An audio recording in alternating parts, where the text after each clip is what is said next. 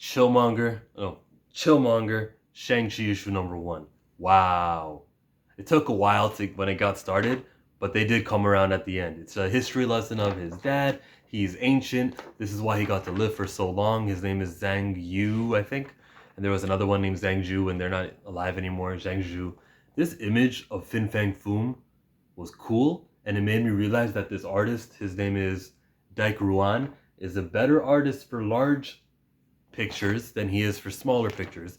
So I would say to him, next time you gotta draw something really tiny, like these guys here, really small, draw them larger, and then when it's time to submit them and fit them on the page, the editor can lower the resolution and shrink it, and it'll still look good and it won't have like whack eyes. Because he can draw eyes pretty nicely when they're like that. And of course, Shang-Chi drawn really, really nicely down there. So, there's 5 different items or styles of fighting. One of them is the Master of the Hands, and that's who Shang-Chi is. And he's got a bunch of family members with a bunch of foreign names. If I could complain about something, it was, by the way, this was awesome. Ta-Nehisi Coates with the message. If I could complain, there's a bunch of foreign names to learn. I did not learn many of them, except for the fact that I'm going through this book a second time before I recorded, and I did, pick up on Zheng Zhu and pick up on the Master of the Staff and all that stuff. This is the Master of the Staff. She's having a fight with the Master of, what was it, the Sphere, I think he is, and she's going to kill him, but it's not very clear that she kills him because of this item, this right here, this censorship. They didn't show the part where she slays him. I had to wait for the next page where she explains that I just killed the master. He is dead. Pledge your loyalty to me, warrior. That is the time when I finally go, oh, okay, I guess she killed him. So we're not getting violent stuff here. Except later on in the comic, we are going to get some violent stuff. So why censor that and why not censor this? Confused. We travel to San Francisco. Not New York. And these next 4 pages of Shang-Chi tell me who he is. He's using his superhero abilities to wrap some ribbon around a gift.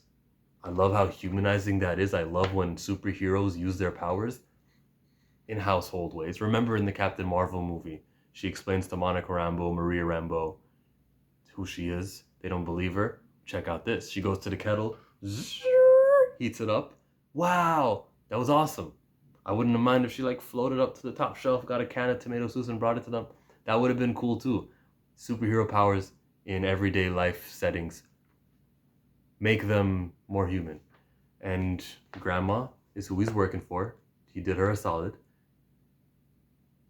They talk about pineapple buns. They talk about crystal cake.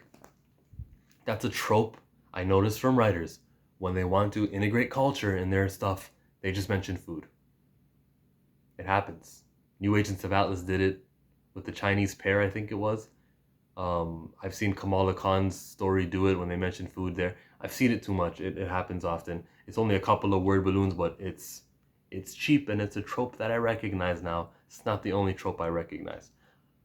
He shakes hands with this woman, and this guy has the ability to feel the calluses on your hand to know whether you're a swordsman or whether you're using an office pen and a computer mouse. When he's shaking your hand, he can see that. Whoops. Shang-Chi, he's awesome. And he can also see on his peripheral vision that there's someone on the shadow, on the roof. And he can also tell from the shadows that she has a gun. Who is she? Her name was, like I said, I can't remember all the names. Her name was Li Ko Wu. He's got a romantic history with her. Brings her to the apartment. They talk about why do you speak this way? And he explains his accent. I was talking to a friend, a neurologist student. I was told, right? And don't take any of this for fact because I'm not your science teacher, but the brain makes pathways early in your development. 6, 7, 8 years old, young like that. And they're not yet solidified until later. So sometimes people will immigrate from another country to an English-speaking nation and have an accent. Other times they won't. The later in life they come over and learn the new language, the more chance that they will sound with an accent. But if they were to come over maybe 5 or 6 years old, what accent. They speak fluently in the English because the pathways in the brain have not been formed that way. So over here, he's talking about, I speak slowly. I found that if I slow my cadence and use wise words, Westerners look at me rather than past me when I speak. All I'm saying is, that's what my friend told me. Now we get to the crash.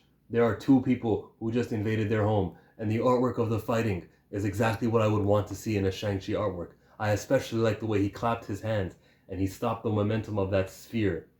That would be this picture here. And how cool was that? That was awesome.